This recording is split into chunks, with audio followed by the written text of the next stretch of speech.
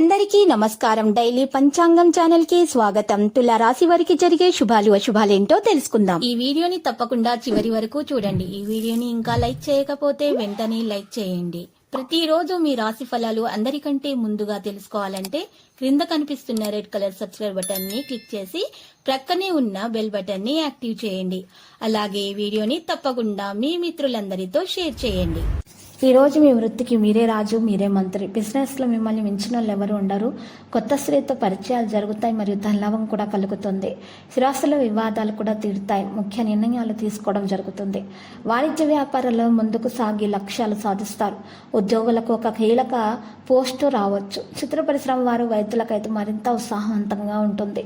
విద్యార్థులు నూతన విద్యావకాశాలు దక్కించుకుంటారు. మహిళలకు మరియు పురస్కారాలు అందుతాయి. ఇటువంటి పరిస్థితిలో ఉన్నటువంటి వారి రాశి వారు గాయత్రీ దేవి స్తోత్రాలను ఉదయాన్నే పఠించడం ద్వారా వారికి మేలు కలుగుతుంది. ఆర్థిక పరిస్థితి కూడా మెరుగవుతుంది. సన్నిహితుల నుంచి ఒత్తిళ్లు, భూ వివాదాలు చికాకు పరుస్తాయి కొంతమందికి. ఇక కుటుంబ సభ్యులతో కారణంగా తగాదాలు కూడా జరుగుతాయి. కష్టపడ్డ ఫలితం కనిపించదు.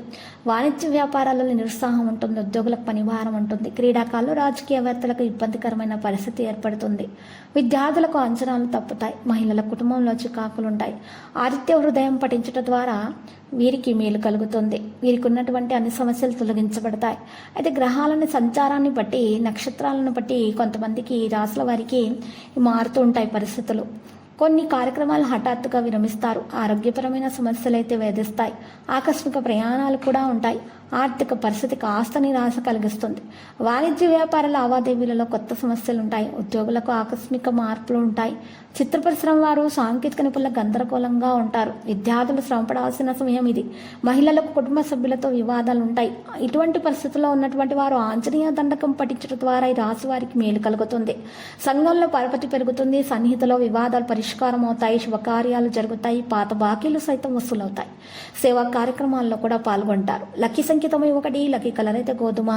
పరిహారంలో వెంకటేశ్వర స్వామి ఆలయ దర్శనం చేయటం, పూజలు చేయడం ద్వారా మీకు శుభప్రదంగా ఉంటుంది. మీకున్నటువంటి అన్ని సమస్యలు చక్కగా వాటంతటా అవే పరిష్కారం అయిపోతాయి. భార్య భర్తల మధ్య ఉన్న విభేదాలు కూడా పరిష్కార దిశగా సాగుతాయి.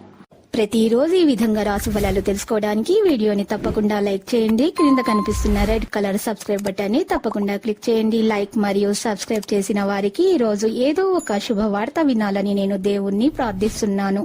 Thank you for watching this video.